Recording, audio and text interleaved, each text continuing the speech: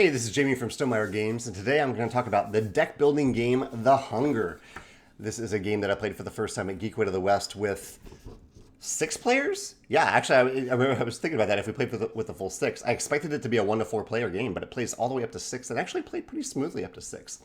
It is a deck building game in the style of Clank, but you are vampires in this game. So you are racing out from the safety of your castle at nighttime to go eat a bunch of people and recruit other vampires to accomplish missions, do a couple other things, get some bonuses, some treasures, and then get back to the castle in time for daybreak so that you don't burn up and die. We had several players, I think maybe half the players burned up and died in this first game, because as you move, you are devouring these people, a variety of people, and these people slow you down because the core resource in the game, I can't even remember what it's called, but this resource up here in the upper left of the cards is used both for movement and for acquiring new cards, for hunting, essentially.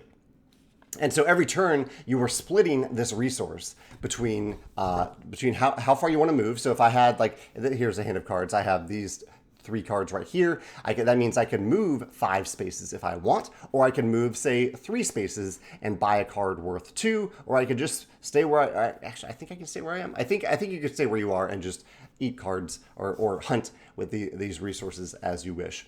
So I like that. I like that there's a single resource that you're kind of dividing up on your turn depending on how you want to use it. There's a lot to like about this game. So here's one other thing that I enjoy. So the card selection mechanism. It was actually a little overwhelming because there are a lot of cards that come out on these mats. But at the beginning of the game, only the first column is filled with cards. And the number of cards there depends on the number of players at the table. So with lower player counts, you're going to see fewer cards. Every card that is not acquired during the round slides over to the right, and the first column is completely filled in. And then one more time, all those cards will slide over, and you'll fill in the first column again in the next round.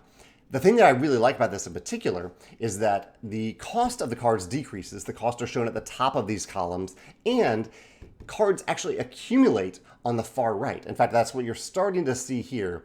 This card is on the far right, and more cards could accumulate with that card. And so with a single resource, you could hunt all those people together. It's like they're hanging out in the same place, and you're expending very little resources to hunt all of them together and bring them all into your deck, which can be good for points, but maybe not necessarily great because this person has 0 strength here, so they could really slow you down if you start to draw them in your deck. But I like that accumulation of cards. I've seen this in Conspiracy and Abyss as well, and it feels good when you get to buy a bunch of cards all at once instead of just one at a time. What else did I really like about the Hunger? Oh yes, the digestion mechanism. So if you move far enough outside of the castle, there are certain spaces where you can digest cards. So you've eaten these people, you've hunted and eaten them, and then you can essentially trash them from your deck. You get the points when you gain the people, and so you've already gotten the points, and they're just like slowing you down for the most part at this point. Many of them are. Some of them are helping you, but most of them are slowing you down. And digestion gives you an opportunity to get them out of your deck, out of your system, but you get to keep them kind of in your player area for endgame scoring. I thought that was really clever, this digestion mechanism.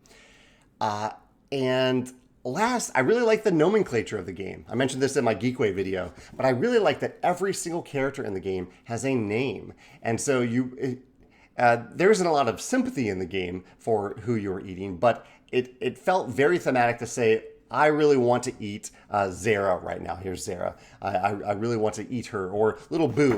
There's some children, some little innocent children that come up. I ate little Boo. He was really helpful, and I felt a little bad about it. But just having names on every character is really added to the flavor and the story that we were telling as we played this game. I think there was a specific card that Megan had where she simply couldn't... this card kept slowing her down. It was a spicy person, a person who had just eaten a spicy meal, and that spiciness impacted the vampire themselves. And Megan had a name to curse as she was playing this game because this one specific person with a name was slowing her down. I really like that element of the game. Even the animal familiars, they each have their own name as well, even if they are the same animal as another animal that you have. Anyway, yeah, those are my favorite mechanisms, favorite elements of The Hunger. I would love to hear your thoughts about the game in the comments below. Thanks.